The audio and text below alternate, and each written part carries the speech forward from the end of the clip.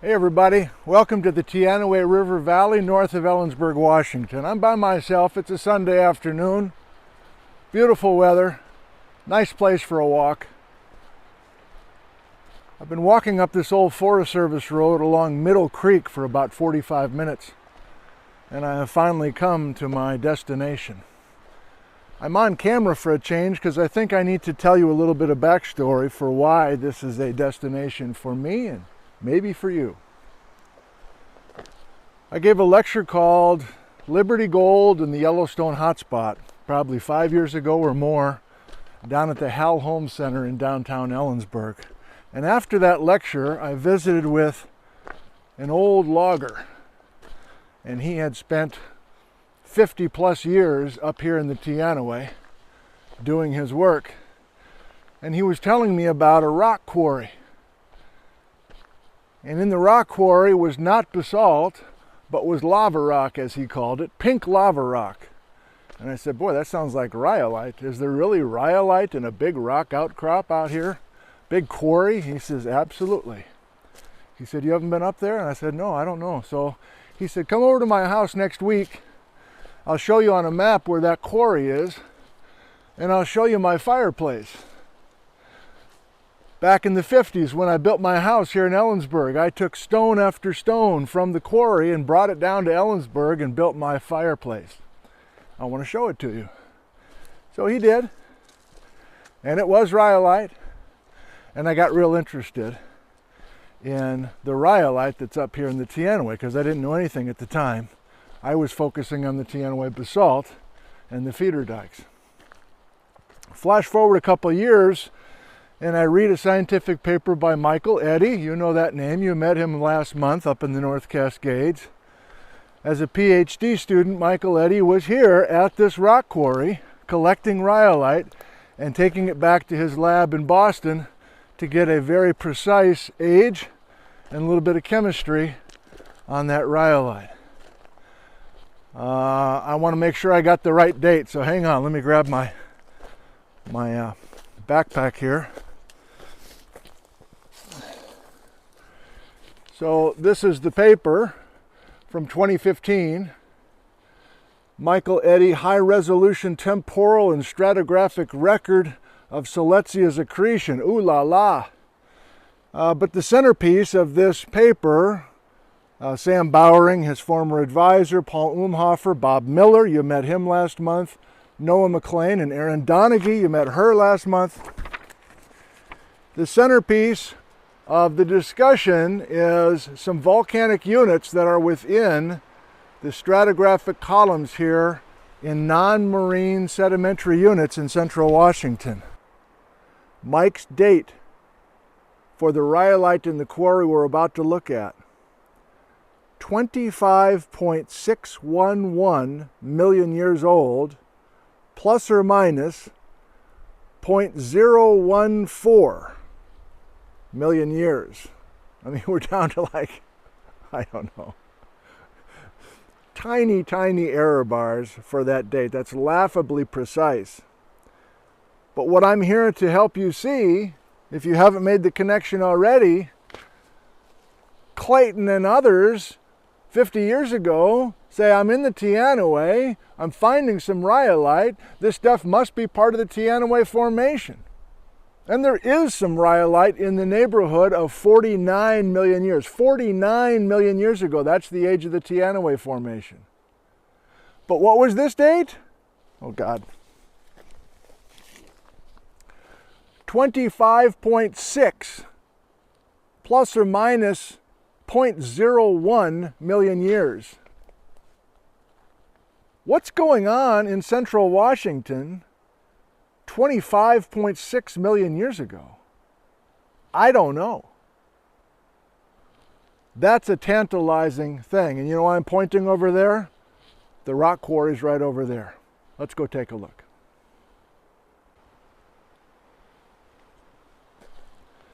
Okay, I just flipped you around. I got Gizmo in my left hand, I got my rock hammer in my right hand. And I just want to give you a survey here. Now, most of this quarry I mean, I don't know what uses there have been for this quarry. I mean, I noticed in this Forest Service road, there's plenty of rhyolite filling low spots, you know, basically to allow logging trucks to come back and forth back when logging was a huge deal here.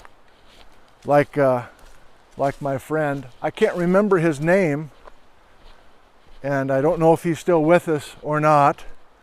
If he is, I'm going to try to find him and share this with him in case he's interested in how he kind of got me going on this particular location. I've always wanted to come up here. It's always been in the back of my mind for the last 5 years, and finally decided to come up here this afternoon.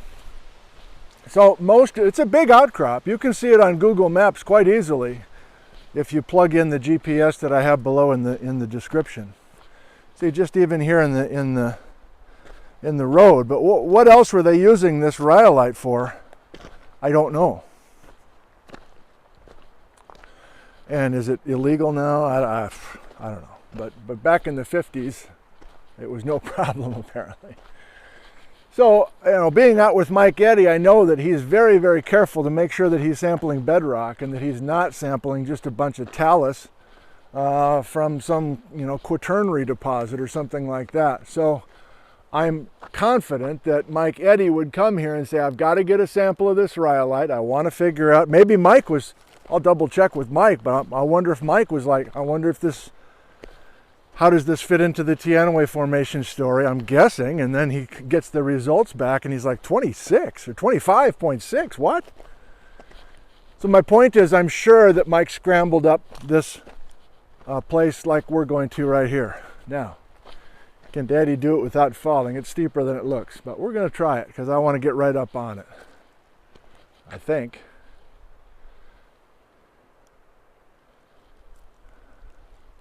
Of course I do. Now I set it up. I can't chicken out now. Okay. Breathe through my nose, right? Okay, good. Breathe through my nose.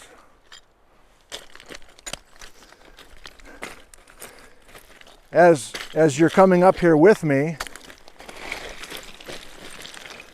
and it's a steep talus slope, so you know how this works. You take one step up and you go down two, but I'm determined now.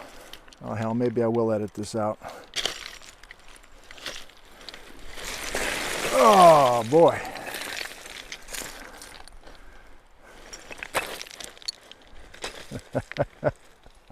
Oh God.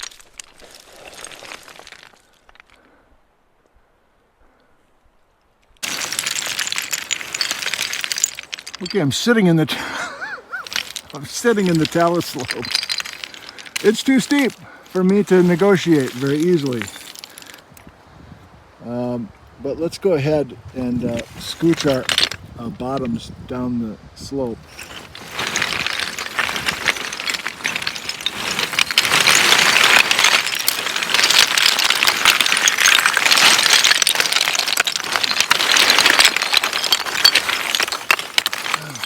Heavens. I have to pull some rhyolite out of my bottom when I get home. Come on, babe. Oh, that's a nice one. Get that thing out.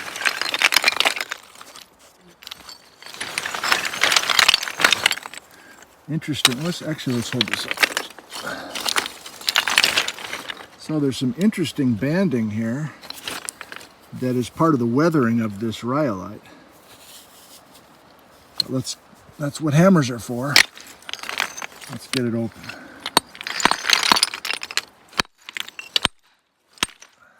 Oh, wow. This banding is going all the way through.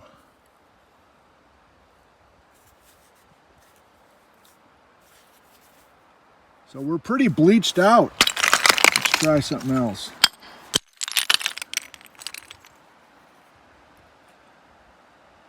Pretty fine grained. I think my goal here is to see if we can get a decent fresh surface and also see if there's any phenocrysts or any minerals to observe. So there's a lot of discoloration, a lot of weathering, even weathering rinds and weathering bands coming through. But here's the best I can. Can I hold my hand steady here for you?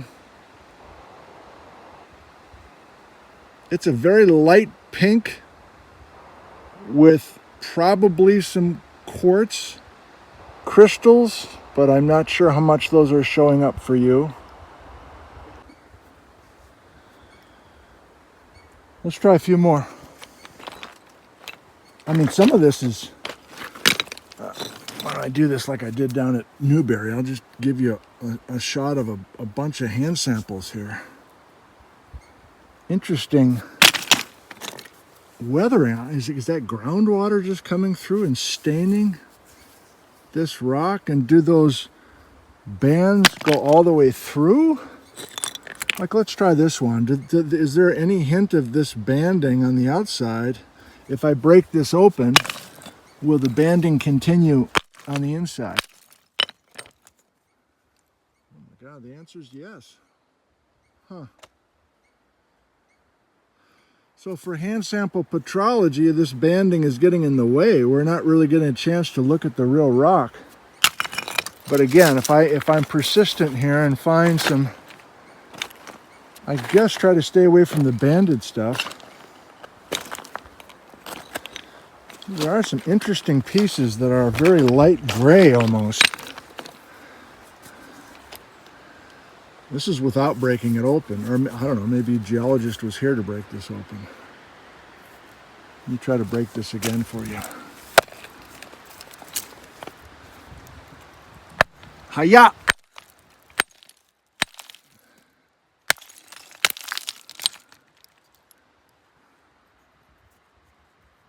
I don't know if I made any progress.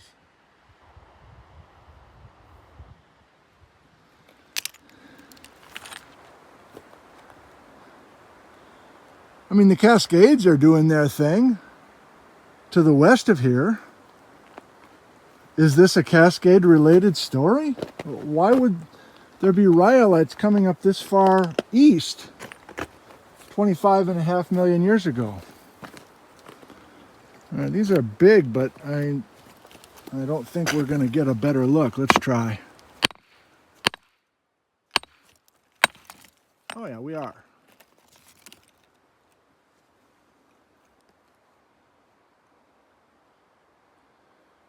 So as a field geologist, you go, okay, looks like rhyolite. I can't see any dark minerals. I don't know about you with the camera, but you know, there's some little hints of sparkly things, and with a hand lens, you can probably see that they're little quartzes. Well, there's zircons in here. And that's where Mike Eddy's date is coming from. He's isolating tiny zircon minerals in this rhyolite. He's analyzing in Sam Bowering's high-precision geochronology laboratory at a uranium-lead geochronology lab, and coming up with the date that he published. One of many brand new dates for these volcanics within the Teanaway area in central Washington. But this one stands out as a major puzzler. Why would this rhyolite be so young? So this is one of those videos where you go, huh? And that's it. I don't know. You know what I like to do? I'll just keep fishing around. I'll keep talking to folks. I'll keep reading papers. And for all I know, there are plenty of other rhyolites in the area that are that young, but I doubt it. As it stands, at least in Mike's paper, it's a head scratcher. It's out there. It doesn't make a whole lot of extra sense. You know what I think we'll do before we quit? This is still that same quarry, by the way. Let me show you a couple things in Mike's paper, and we'll see if this helps solidify the main message that I was hoping to share with you today. What a pleasant afternoon.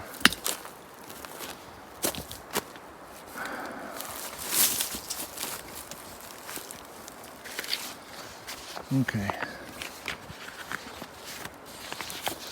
How well can you read this? If I do this. Not bad. So this is the amazing table where each of these, from the Lower Squak Basin, Upper Squak Basin, Bimodal Volcanics, Chumstick Basin, those are the tuffs we were talking about, Roslyn Basin, and then he's got these two down at the bottom that he's calling Cascade Arc Magmatism. I'm visiting the quarry that's at sample NCMPE 417A. So there's the latitude, there's the longitude of where I am. Oh, he's calling it a felsic intrusion. Okay, so Mike saw enough at that quarry where the rock was in place to be convinced this is not an ash flow deposit. This is not ash that fell out of the sky. This is rhyolite that intruded into this area. Okay, that makes me more interested. Why would we have a felsic meaning high silica, light-colored magma? Why would that magma be intruding into this spot in the Teanaway? Unknown is these rhyolites were previously considered part of the Teanaway Formation by Clayton in 1973. And there's the date. 25.611 million years ago, plus or minus 0.014 million years. Yeah, see, the wind is triggering. You hear that?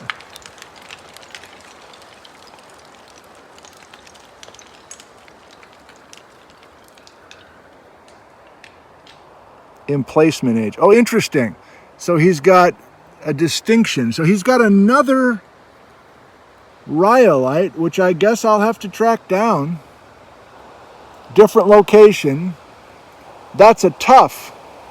In other words, that's an ash flow tuff. In other words, that's not a place where magma came to the surface, but where an explosive rhyolitic volcanic event sent material catastrophically into the area through an ash flow or pyroclastic flow. So, my God, that's 24. That's even younger, 24.2. And notice he's saying it's an eruption age as opposed to an emplacement age. So where the hell is that? All right, maybe that's the next video. I got to go find the rhyolitic tuff.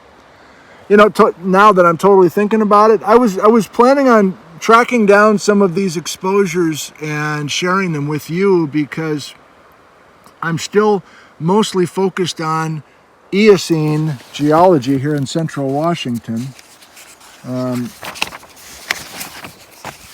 the live streams this past spring, I was sharing this, but let's do it again for those that haven't seen that.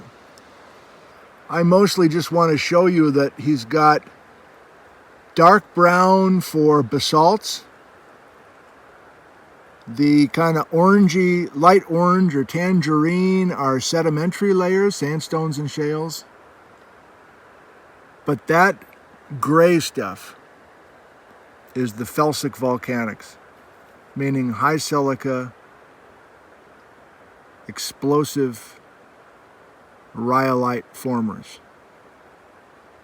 And if you've got great eyes, you can see over here on the left, he's going from 60 up to about 42 million years ago. So not even on this chart can we place our 25 million year old rhyolite. It shouldn't be here. I don't get it. It should not be here. Now, eventually I'll circle back to Mike and wonder what he's got to say, or if anybody has anything to say besides possibly 25 million year old rhyolite kind of invading this Eocene storyboard. Okay. I think that's all I have for you today. Short and sweet. Thank you for joining us. Teanaway rhyolite. Well, it's rhyolite, but according to Mike Eddy's new work, this is not a rhyolite from the Teanaway Formation. Thank you. I love you. Goodbye.